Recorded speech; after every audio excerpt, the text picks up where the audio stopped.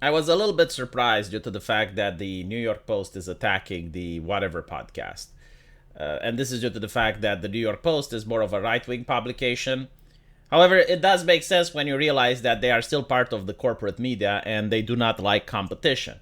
This podcast is becoming very popular with young people, especially right wingers.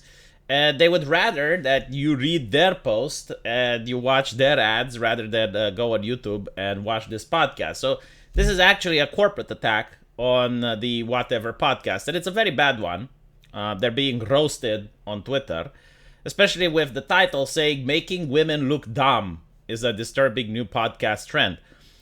First of all, no one is making women look dumb. If you look at the people participating here, they're a very interesting subclass of women. All of them are Western women. They do not happen to have anyone from China, Middle East, the rural places of Afghanistan, right? They're Western women. They're very young. There's no grandma in here. They are part of a specific type of people that live in the city. So you don't have like a woman that lived in a farm and knows how to handle the husbandry, right? So they are, I guess you could say, bourgeoisie, white women, wealthy, well off, right? This is the type of women that participate at this particular podcast. No one is forcing them to participate. They know what the podcast is about. And they are not being told to read a script or play a part. They're asked questions, and the way they respond is oftentimes hilarious because I assume that these ladies find themselves in a bubble, surrounding themselves with people that agree with them. And when they make their personal opinions public, people laugh. Like, for example, the New York Post talks about how in one episode, the panelists, who are all women, are asked to rate themselves, and every single one of them rates themselves as a 10. To which the host says, I'm gonna be honest, I'm not going to rate you guys, but none of you are a 10. Now, apparently this is incredibly offensive, but if we were to look at a TV show like Hell's Kitchen, and all the chefs there, they prepare a dish, and Chef Ramsay asks them, like, can you rate your cooking? And all of them says, I'm a 10, and then Chef Ramsay says, well, I'm going to be honest, none of you are a 10. No one would find that offensive. And even I would say that if the gender roles were reversed, and you had like a couple of rich teenage boys that were sitting at a table, and you could see their acne and their pimples, and they have like very bizarre takes. They're not very smart either, and then when asked to rate themselves, they would all say that they're 10s. And the woman that's there, I'm not going to rate you guys, but like none of you are a 10. No one would find that offensive. But for some reason, for some goddamn reason, it's supposed to be acceptable when people have hubris and when people display audacity and arrogance. Because at the end of the day, this is literally what it is when you rate yourself as a 10. You're basically saying that no one can be better than you. You have reached peak human perfection. Like if there was a Miss Universe competition, you would win. Right? So this is why it's hilarious. It's not because they're being mocked or anything like that. It's because of the way they answered the question shows that they are very arrogant individuals. And arrogance, as well as pride, is not something that is to be celebrated. It's not a virtue. Right? Like, humility is a virtue, however. Like if a woman that looks like a 8 or a 7 would consider herself to be a 5, no one would laugh at that. And in fact, people would say, like, come on, you're not a 5, right? Like, now, again, it's also the fact that you should not judge people based on appearance, which is a American ideology, I would say. But it's interesting because when you talk about dating, then you're asking for a romantic relationship with another person. So you're offering your body for another person to have intercourse with. Like, that's part of the deal. It's not the whole thing, but it is part of the deal, right?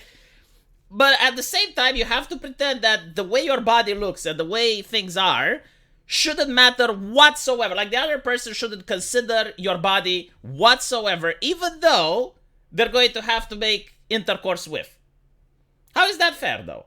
How is that, like when you go to a company, for example, and you want to work in construction, and they would look at me and they would see that I have the body that's not capable of lifting the necessary weights and doing the necessary activities on the construction site.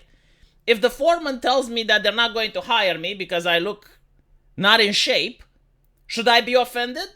Like, should I say, like, oh, so you're judging my body based on...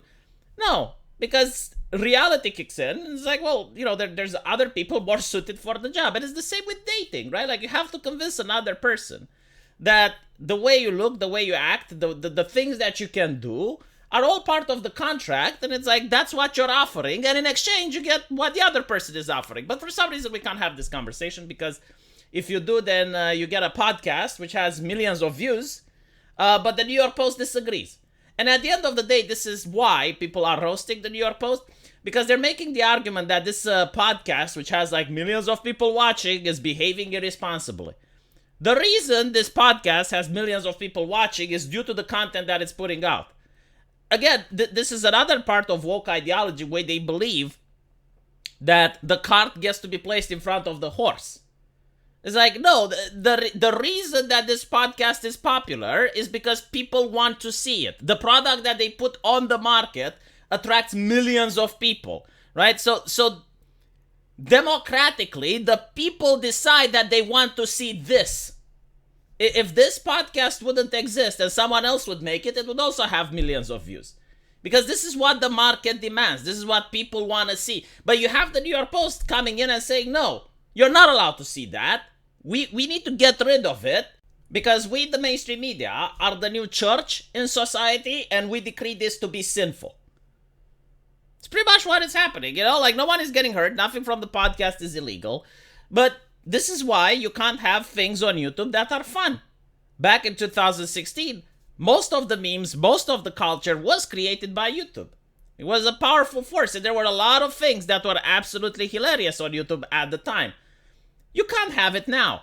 And the reason you can't have it now is because the moment you become popular, the moment you actually do something which is different than everyone else, and you're putting a product out there, all of a sudden you have the mainstream media coming in and saying you're not allowed.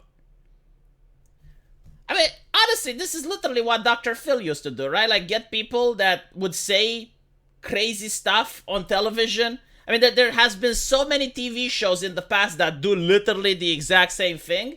Like, they would have like a group of people. It could be incels. It could be children that have problems. It could be familial disputes. Who is the father? Like, they would take people that behave in a way that's hilarious, put them in front of a television, and allow them to speak. This is not new. What this podcast is doing is not groundbreaking. Is not new. And again, like, the fact that women go there willingly shows that they're consenting to this. I would understand the women who went there the first few months, and they would be like, okay, I do not know what this podcast is about, and they're asking me questions that made my answers, created me to look like a fool. Okay, fine. But like, at this point, any woman that goes there is very much aware of what is happening, and I'm pretty sure, and I don't watch the podcast, but I'm pretty sure that there's a lot of women that go there without embarrassing themselves. Like, all you have to do is to answer the questions like a normal human and partake into the conversation without looking ridiculous. Most people manage to do it. It's not a difficult skill to have, but I guess if you're being coddled, if you're spoiled and rich, and you live in an imaginary world where you literally believe that you are a perfect human being, then yeah, like, not making fun of yourself may be a little bit difficult. Let me know what you guys think, though, and as usual, I will see you in the comment section. Take care.